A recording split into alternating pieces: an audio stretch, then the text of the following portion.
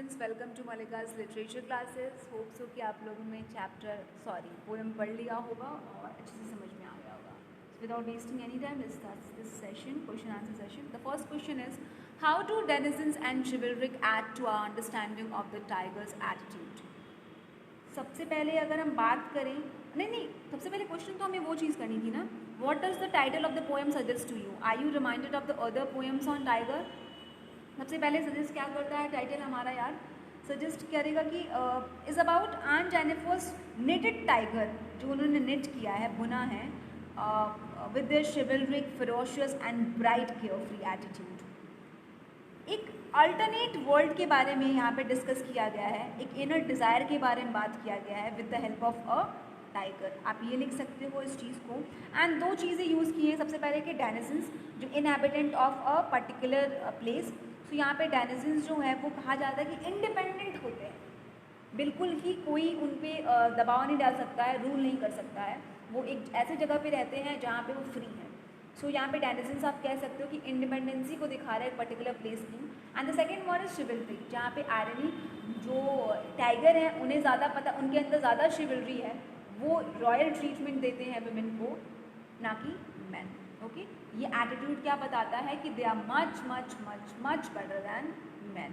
Okay, most of the man, I am not talking about all the man, all the boys, because goodness exist करती है सब gender में and evil भी exist करता है।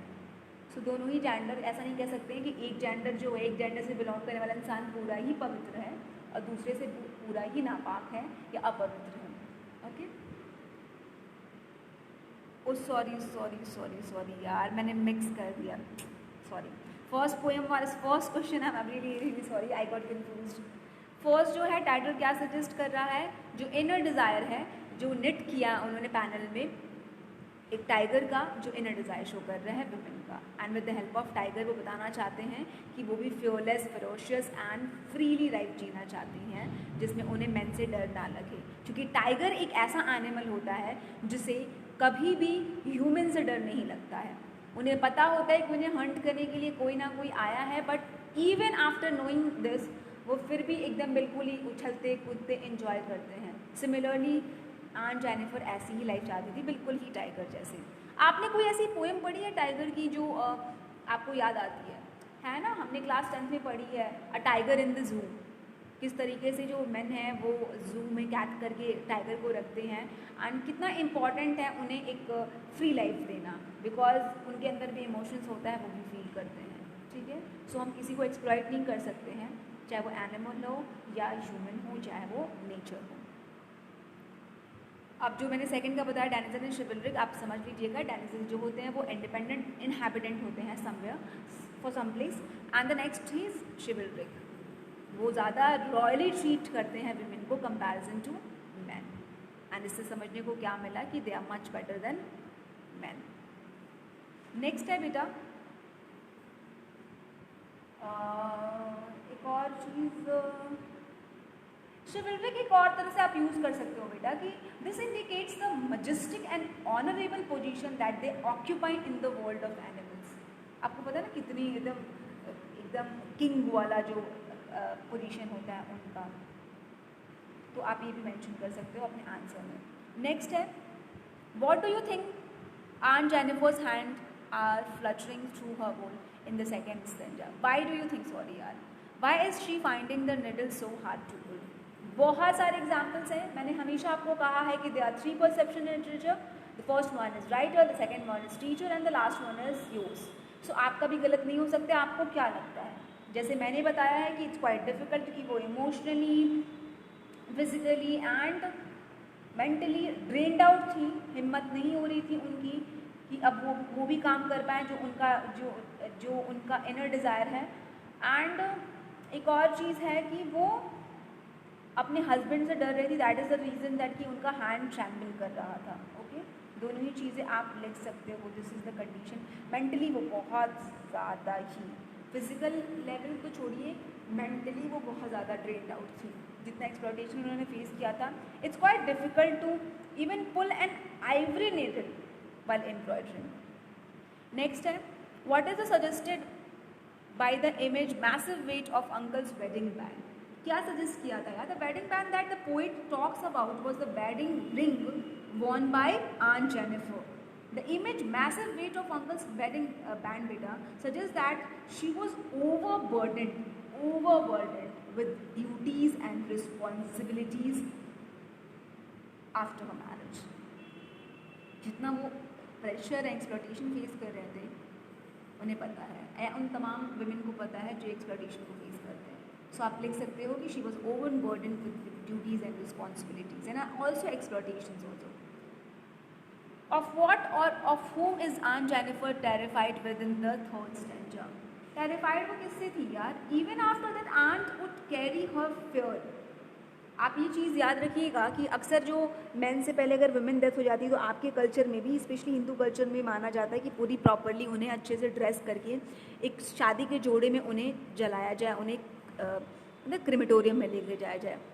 सो even after death ना aunt would carry her fear. That means कि उनकी जो वेडिंग रिंग है, जो डोमिनेटिंग हस्बैंड है, उनकी जो वेडिंग रिंग है, उसके बर्डन को इवन आफ्टर डेथ वो कैरी करके अपने साथ ले गई, जब तक कि वो मतलब मरने के बाद भी उनके जो हाथों में वो जो रिंग थी वो थी हमेशा. Burden of a wedding ring on a finger represents, और आप सजेस्ट कह सकते हो कि ordeals faced by her in an oppressive marriage would continue to terrify her even after death also. ठीक है. Next है, what are the ordeals Aunt Jennifer is surrounded by? What is it significant that the poet uses the word ringed? What are the meanings of the word ringed in the poem? अब आप यहाँ पे देख लो किस audience, मतलब painful experiences बेटा, extreme painful experience. तो किस किस तरीके से जेनिफर, जो आंट जेनिफर थी, वो किस तरीके की पेनफुल एक्सपीरियंस को फील की थी. एंड रिंग का क्यों एग्जाम्पल दिया गया है, मतलब क्या है इस रिंग का. Aunt Jennifer has been living her life beta in accordance with the rules laid down by her husband. याद रखिएगा कि जो आंट जेनिफर है, जो भी वो रूल्स फॉलो कर रही थी वो किसके अकॉर्डिंग था, हस्बैंड के अकॉर्डिंग था. जिस तरीके से मतलब एक होता है ना कि ओवरबर्डन, या उनकी जो लाइफ थी वो बिल्कुल ही फुल ऑफ फेयर थी by the demands and duties of a married life. All through old and weak, she still has to face oppression by her husband. मतलब चाहे वो यंग हो या ओल्ड होने वाली कैटेगरी में हो, क्योंकि पर्टिकुलरली उनका एज नहीं दिया हो गया है, तो हम मान के चलते हैं कि मिड एज की होंगी, मम्मी लोगों की एज की होंगी. सो किस तरीके से कंटिन्यूटी बनी हुई है उनके ऑडियंस की. एंड आप रिंग्ड वर्ड यूज, एक रिंग वर्ड आप अकॉर्डिंग टू मी, आपका परसेप्शन अलग हो सकता है, अकॉर्डिंग टू मी बेटा इट्स एक एप्रोप्रिएट वर्ड है, because it correctly represents the vicious cycle जो कि आंट जेनिफर्स ने फेस किया है. मतलब unable to free herself. एक मान लो कि एक सर्किल है, अगर उसके अंदर एग्जिस्टेंस है, बहुत मुश्किल है ना उसको तोड़कर बाहर निकल पाना. सो वो फ्री नहीं कर पा रही हैं, वो उस रिंग में कैद हैं, वो सफोकेट हो रही हैं. वो एक बंदिश है जिसमें उन्हें बांध कर रखा गया है एक सर्कुलर वे में. ठीक है, क्योंकि जो रिंग होता है वो क्या होता है, सर्किल, उसका जो स्पेस होता है वो सर्किल शेप का होता है. The word ring not only indicates that she is wearing her wedding ring, but also that she is bound by the responsibilities, fear and oppression of a marriage for entire life and probably after her death too. So जिस तरीके से वो she was unable to free herself बेटा, पूरी life उन्होंने कोशिश की होगी, but divorce was unacceptable at that particular time. सो वो बिल्कुल ही रिंग का पर्टिकुलर बहुत ही परफेक्टली उन्होंने ये वर्ड का यूज़ किया एंड्रिन रिच ने. नेक्स्ट है, why do you think Aunt Jennifer created animals that are so different from her own character? What might the poet be suggesting through this difference? अच्छा, आपने क्यों सोचा कि आंट जेनिफर बिल्कुल ही opposite है ना, बहुत ही ज़्यादा डरी सहमी, बिल्कुल अंदर हिम्मत ना रहने वाली. एंड एग्जैक्टली उन्होंने क्या एम्ब्रॉयडरी उन्होंने डिज़ाइन की, क्या किया है, एक ऐसे एनिमल को जो कि टॉप कैटेगरी में आता है, जो सिंपलाइज करता है फियरलेसनेस को, फरेशियसनेस को. क्यों ऐसा किया है? आप लोगों ने अगर पोएम ठीक से पढ़ी होगी, सुना होगा उस चीज़ को, तो आप लोगों ने ये चीज़ महसूस की होगी कि जो fearful aunt है, Aunt Jennifer, creates an alternative world of free and fearless tigers to express her longing, her desire for freedom. उनका डिज़ायर था, उनकी डिज़ायर थी, इसलिए उन्होंने वो चीज़ बनाई थी. A medium of escape from her grim marriage. Escape is very important. ऐसा नहीं कि आप रियलिटी को बिल्कुल ही इग्नोर कर दो, बट कुछ कुछ वक्त के लिए आपको स्केप ज़रूरी होता है, otherwise you will go into the depression. Because चाहे जो भी स्केप हो सकता है, जैसे मैंने आपको बताया, गाना सुनना या ट्रैवलिंग करना या कुछ वक्त के लिए उस चीज़ को छोड़कर कुछ और चीज़ सोचना या अपने ड्रीम वर्ल्ड में वंडर करना. सो उनके लिए स्केप क्या था? उनकी एम्ब्रॉयडरी थी. एंड वो उस स्केप से कहाँ पहुँची? एक अल्टरनेटिव वर्ल्ड में जहाँ पे सब कुछ फ्री है और जहाँ के जो इनहैबिटेंट्स हैं, जहाँ के जो रहने वाले हैं, वो बहुत ही फ्योरलेस हैं, इन्जॉय कर रहे हैं अपनी लाइफ को. And that was the life Aunt Jennifer wanted for herself. She desired for that kind of life. The ironical, आप अगर irony भी यूज़ हुई है तो the ironical contrast जो the underscores इतना a warning by the poet against acceptance of subjugation by women as it crushes their dreams, individuality and a full life. यहाँ पे irony का यूज़ किया है. जिस तरीके से पोइट ने कमेंट किया है एक मेल पैट्रियार्कल सोसाइटी को कि एक होता है ना, ख़त्म करो जिस तरीके से विमेन की जो कंडीशन है, उनके ड्रीम्स को क्रश कर देना, उनकी इंडिविजुअलिटी को क्रश कर देना, उनकी पूरी लाइफ को क्रश कर देना. फॉर एग्जाम्पल, मैंने अपनी क्लास में ये चीज़ बोली थी कि अगर हम आज के टाइम की बात करें, एक मॉडर्न टाइम की बात करें, जहाँ पर अगर हम एक लड़के का फैमिली अगर लड़की को देखने जाता है तो बहुत ही सारे क्राइटेरिया होते हैं. हंसी की बात तब आती है, एक पर्टिकुलर क्राइटेरिया है जो बहुत ही ज़्यादा आयरॉनिकल है, बहुत ज़्यादा, जहाँ पे लड़का या लड़की की फैमिली डिमांड करती है कि लड़की जो है 12th क्या यार, ग्रेजुएशन क्या, लड़की जो होनी चाहिए she has completed her masters. सबसे पहली बात तो मास्टर्स कंप्लीट होना चाहिए एंड टैलेंटेड होना चाहिए, दूसरी चीज़. एंड तीसरी चीज़ कि इन दोनों के बाद हम उसे जॉब नहीं करने देंगे कि उसको फैमिली चलानी है. अबे छछंदरो, जब उसे इतना पढ़ा तो डेफिनेटली वो एम्बिशियस होगी ना. She wants to do something ना इन अ लाइफ. सो हमें पूरा प्रॉपरली एजुकेटेड पर्सन चाहिए, टैलेंटेड चाहिए, बट घर में बैठाने के लिए चाहिए, फैमिली चलाने के लिए चाहिए. तो फिर पढ़ने का फ़ायदा क्या है यार, हम 12th पास करके शादी ना कर लें. So this is the irony जहाँ पे वुमेन के ड्रीम को क्रश कर. इवन बेटा, this is my personal experience. First hand नहीं बोलूँगी, सेकेंड हैंड एक्सपीरियंस बोलूँगी कि मैंने अपने आसपास देखा है ऐसे बहुत सारे विमेन को, ऐसे बहुत सारे गर्ल्स को जो कि बहुत टैलेंटेड होते हैं, बहुत ज़्यादा टैलेंटेड होते हैं, लेकिन आज वो फैमिली चला रहे हैं. It's not a bad thing to run a family, it's very important कि, लेकिन साथ ही साथ साइमल्टेनियसली आपको इस चीज़ का ध्यान रखना चाहिए कि वुमेन की भी एक्सपेक्टेशन होती है, उनके ड्रीम्स होते हैं, उनके डिज़ायर होते हैं, उन्हें क्रश ना करो, जो कि क्रश कर दिए जाते हैं by male dominated patriarchal society. Okay, next है, sorry, interpret the symbols found in this poem. बहुत सारे सिंबल्स हैं एंड ये होगा आपका होमवर्क.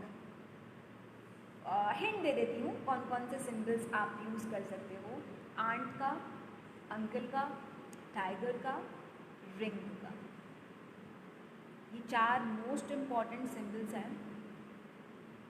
एंड इसको ये चारों क्या सिंबलाइज कर रहे हैं. I really want you to write this answer by yourself. Please copy मत करिएगा, प्लीज़ गूगल आउट मत करिएगा, मुझे पता चल जाएगा अगर आप कमेंट सेक्शन में लिखते हो तो खुद से लिखिए.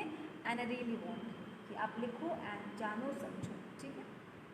Do you sympathise with Aunt Jennifer? What is the attitude of the speaker towards Aunt Jennifer?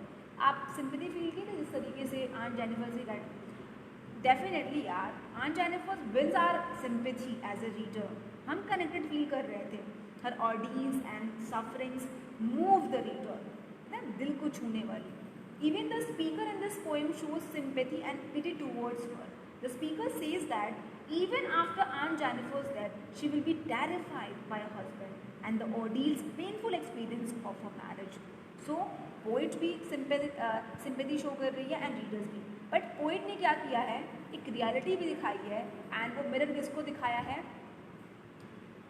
Male dominated society को कि just stop this barbarism, stop this misogyny, just stop this, because just like you, women are also are human.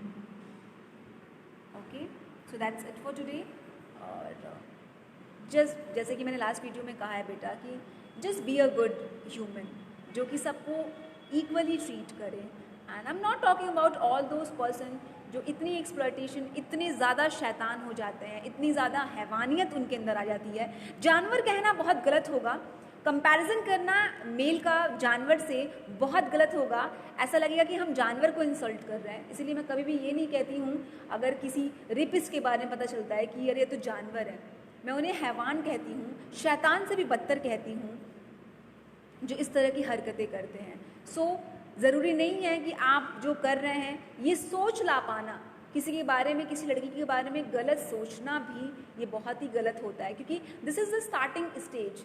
आज आप गलत सोच रहे हो, inequality कर रहे हो, कल को आप वो चीज़ अपनी जो सोच है उसमें आप बढ़ोतरी करोगे, आगे बढ़ोगे, एंड कल को आप भी एक होता है ना कि मॉलेस्ट की तरह आप रिप्रेजेंट करोगे सोसाइटी में. जो मॉलेस्ट करता है अपनी वाइफ को, अपनी डॉटर को या अपने सिस्टर को, तो don't include into that particular category, because enough लोग हैं उसमें भरे पड़े. आप लोग पढ़ रहे हो, उस एजुकेशन को इम्प्लीमेंट करो, उस नॉलेज को इम्प्लीमेंट करो एंड एक अच्छे इंसान बनो. So just take care of yourself and take all the precautions. Corona नहीं ख़त्म हुआ है, ठीक है. सो प्रिकॉशंस लीजिए, ज़्यादा बाहर घूमने आने की ज़रूरत नहीं है, जो कि मैं अपने बच्चों को देखती हूँ कि बहुत घूमते हैं. So just that's it for today. Just take care of yourself and try to be more human every day. Bye.